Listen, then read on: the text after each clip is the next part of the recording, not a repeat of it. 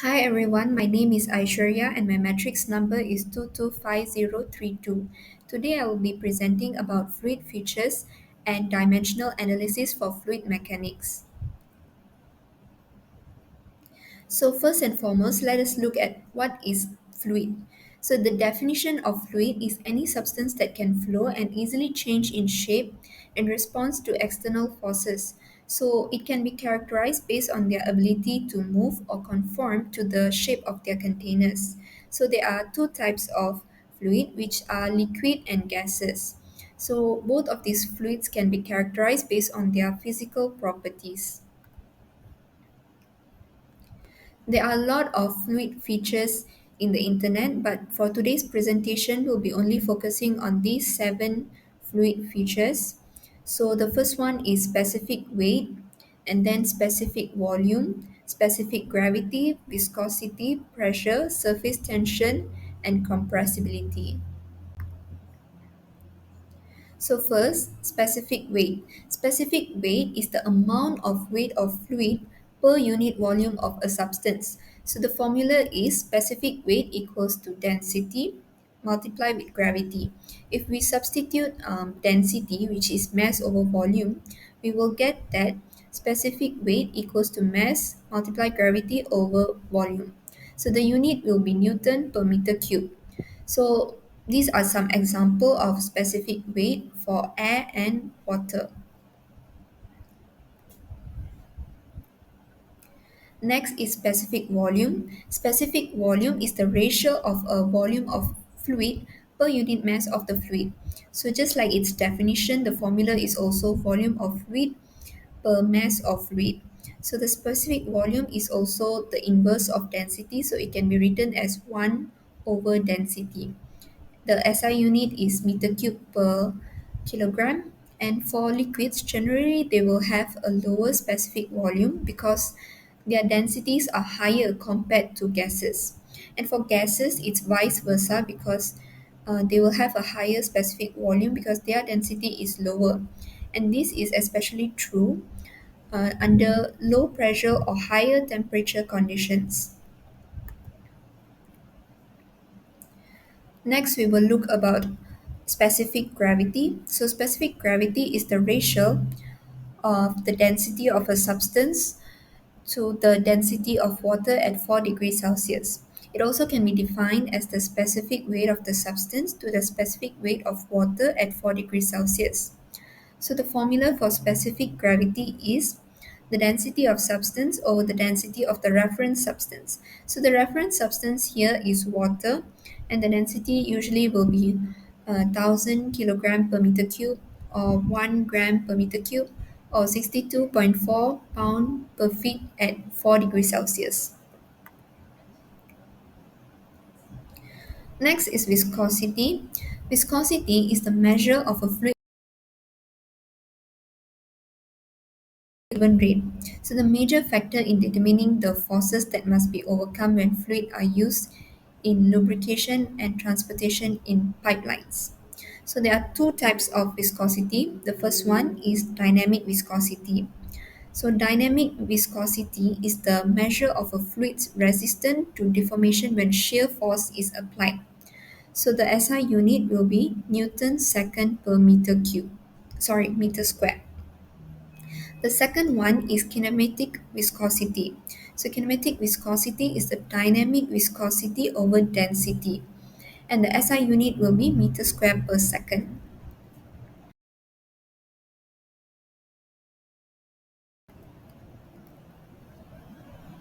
So next we will look into pressure. So pressure is also one of the fluid's features, and pressure means the amount of force exerted on a unit area of substance.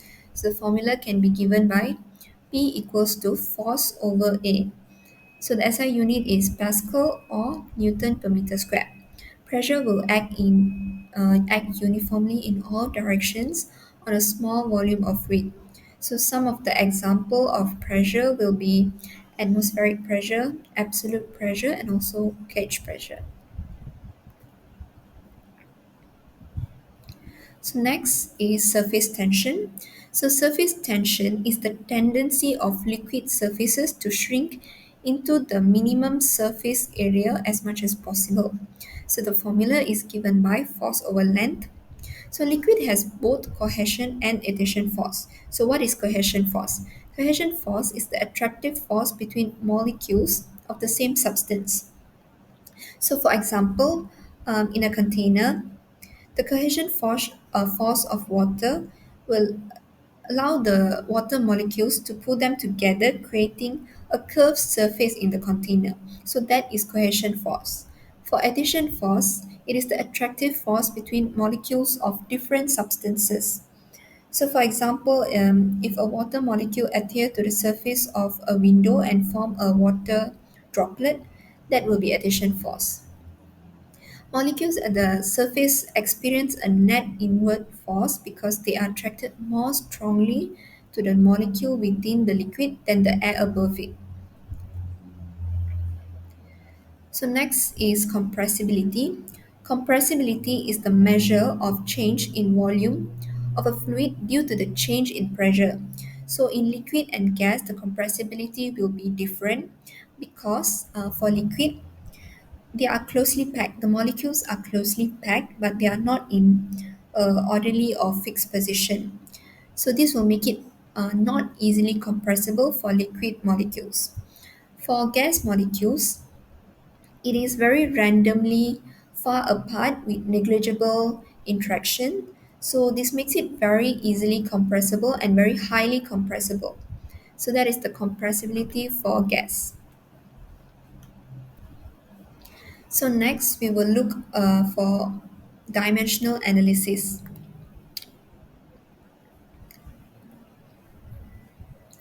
So this is the introduction for dimensional analysis. It is a mathematical tool used in fluid mechanics to simplify the study of fluid flows and to derive meaningful relationships between physical quantities. So what is it used for particularly?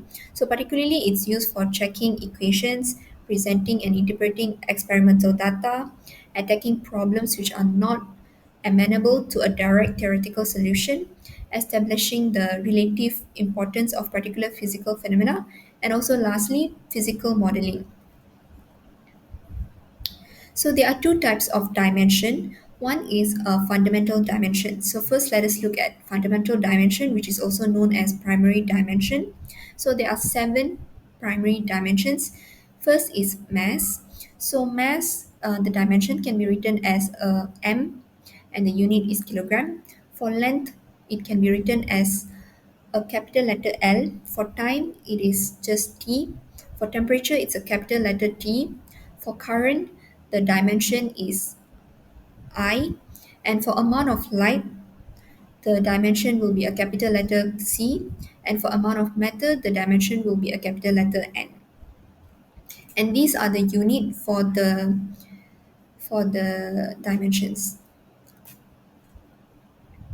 So next we will look about derived dimension. So these are the derived dimension because they are multiplying two primary dimension, so we'll get a derived dimension. So for example, area, the symbol will be A and the dimension will be L squared. This is based on the formula of area. So for volume, it will be L cubed. For velocity, it will be L t to the power of negative 1. And all of this will be in capital letter because usually dimension is expressed in capital letter. For acceleration, based on the formula, the dimension will be L d power of negative square. And for force, since the formula is F equals to ma, so our dimension will be m L t to the power of negative 2. Energy will be m L squared t to the power of negative 2. And for power, the dimension will be m L squared t to the power of negative 3. And for dynamic viscosity, it will be m L to the power of negative 1 and multiply t to the power of negative 1. For kinematic viscosity, it will be L squared multiply t to the power of negative 1. That's for derived dimension. So now for the methodology of dimensional analysis, the basic principle is dimensional homogeneity. So what is dimensional homogeneity? It means that the dimension of each term in an equation on both sides will be equal. So for example, we will take a simple equation which is F equals to ma. So based on the unit of F equals to ma, we can get the dimension. The dimension of force will be m L T to the power of negative 2. So the dimension of the other side, the right hand side of the equation, which is m and a. So first we will take the dimension of m. So dimension of m will be capital letter M. So dimension of acceleration will be L t to the power of negative 2. So if we multiply m and L t to the power of negative 2, we will get that the right hand side equals to the left hand side. So which means this equation is dimensionally homogeneous. So there are many methods for dimensional analysis, but for my presentation today, I will be talking about Rayleigh's method and also Buckingham's pi theorem. So this is Rayleigh's method. It is used in determining expression for a variable which is independent, which depends on maximum 3 to 4 variables only. So let x be a dependent variable which depends upon x1, x2, x3 as an independent variable. As you can see, according to Rayleigh's method, we will express it like x equals to f, x1, x2, x3. And a, b, c will be the arbitrary powers which are obtained by comparing the power of fundamental dimension. Next is Buckingham's pi theorem. So what it states is that if there are n variables in a problem and these variables contain m primary dimensions are fundamental dimensions, for example, m, l, t, the equation relating all the variables will have n m dimensionless group. So Buckingham refers this group as pi groups. The final equation obtained in the form of pi equals to f pi square pi cube or pi n to the power of n minus m. So these pi groups must be independent of each other and no other group should be formed by multiplying together the power of other groups.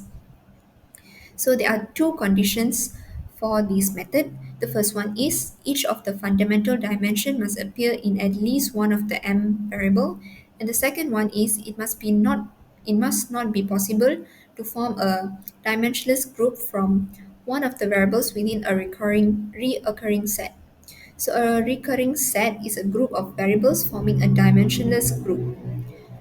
So to construct these non-dimensional pi groups, you will choose the m dimensionally with a distinct scaling factor, which is repeating variables. And for each of the n m remaining variables, we will construct a non-dimensional pi of the form pi equals to variable multiply with the scale 1 to the power of a multiply with the scale 2 to the power of b multiply to the scale 3 to the power of c. For this example, it requires us to obtain an expression in non-dimensional form for the pressure gradient in a horizontal pipe of a circular cross-section. So first step is that we have to identify the relevant variables. There are 6 relevant variables, which is the uh, gradient of pressure, density, velocity, diameter, roughness, height, and also viscosity.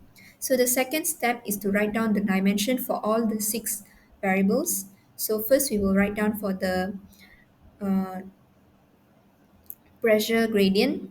So the dimension for the pressure gradient will be m multiply L to the power of negative 2 multiply T to the power of negative 2. For density, it will be ml to the power of negative 3. For velocity, it will be lt to the power of negative 1 for velocity. And for density, it will be L. For roughness height, it will be L. And for mu, which is viscosity, it will be ml to the power of negative 1 T to the power of negative 1. So next we have to establish the number of independent dimensions and non-dimensional groups.